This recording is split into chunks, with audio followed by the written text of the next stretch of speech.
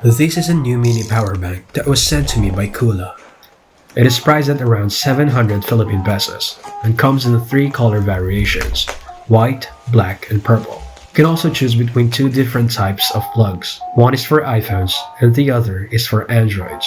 Inside the box are a guide, a Type-C to Type-C cable, and the mini power bank itself. This power bank has a 5000 mAh capacity, more than enough to fully charge your smartphone.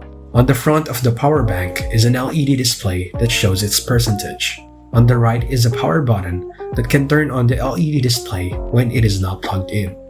On the left side is a Type-C port that allows you to charge the power bank or plug another device into it. The Type-C plug has a rubber cover.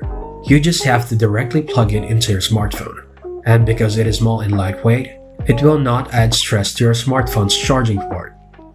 This mini power bank supports fast charging of up to 20 watts, so you don't have to worry about your device running out of power too quickly. I would recommend this to people who don't want to carry big and heavy power banks. It can easily fit in their pockets. I would also recommend it if you will not be outside for long.